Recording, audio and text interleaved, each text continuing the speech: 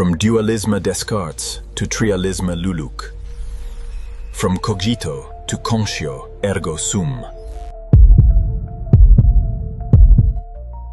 I want you to try and imagine discovering this secret second brain just hidden right inside your chest.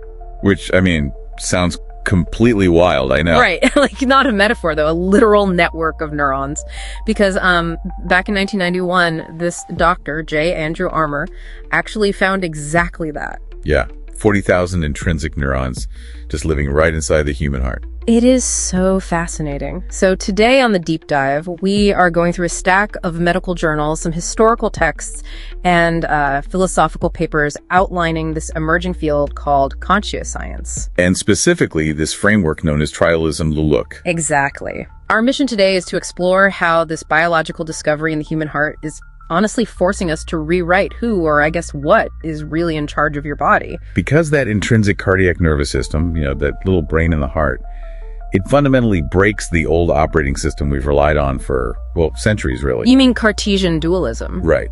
We've been completely stuck treating humans as just, a physical body and a mental mind. Which is kind of like trying to use a 2D map to navigate a 3D city, That you are just completely missing a dimension. You really are. And that is exactly where LULUK Sumiarso's framework, trialism, comes into play. It adds that third dimension back in. So we have R1, which is the physical body, and R2, the mental mind. Yep. And then trialism introduces R3, which is intrinsicality. It's the whole domain of meaning and core values. And that R3 domain is biologically anchored by those 40,000 neurons in the heart, right? Exactly. The sources show this little brain can literally learn, remember, and even make decisions completely independently from the cranial brain. Okay, but I have to push back here for a second. The cranial brain has, roughly 86 billion neurons? Give or take, yeah. And the heart has 40,000. So how can 40,000 neurons possibly override or veto a supercomputer like the brain when they disagree? It actually comes down to the physical wiring.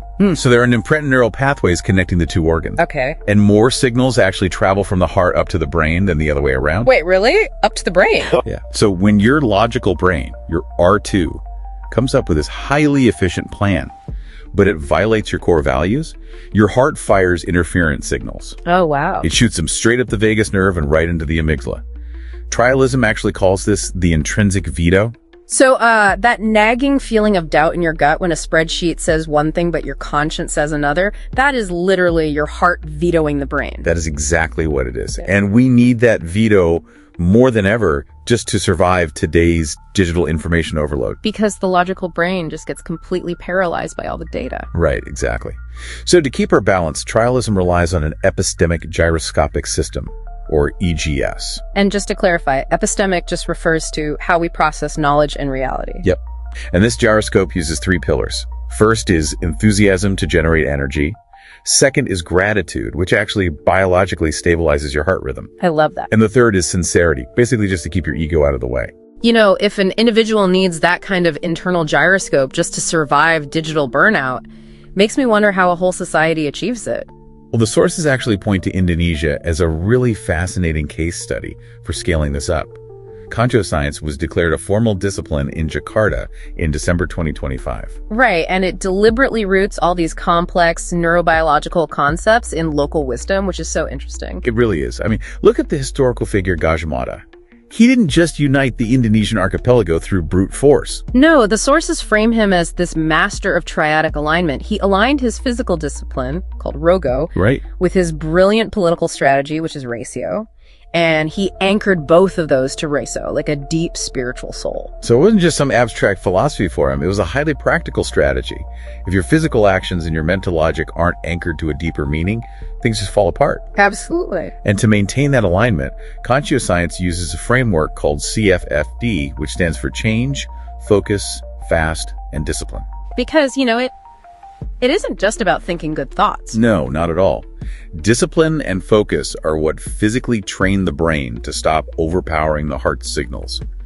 It's allowing Eastern spirituality to merge seamlessly with Western empirical rationality. So for you listening, this essentially means you are a triadic being. True awareness isn't just about being smart or being physically fit. Right. It requires biological coherence between your body, your mind, and those 40,000 sovereign neurons in your chest. Your actions, your logic, and your intrinsic meaning literally have to be synchronized to function at your highest capacity. They really do.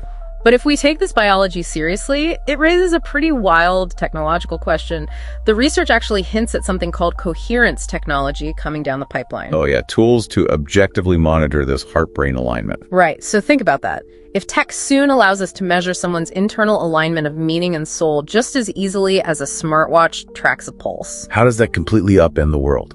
Exactly. Yeah. Just imagine sitting across from a politician at a debate or interviewing a CEO and knowing instantly that the secret second brain inside their chest is vehemently vetoing every single word coming out of their mouth.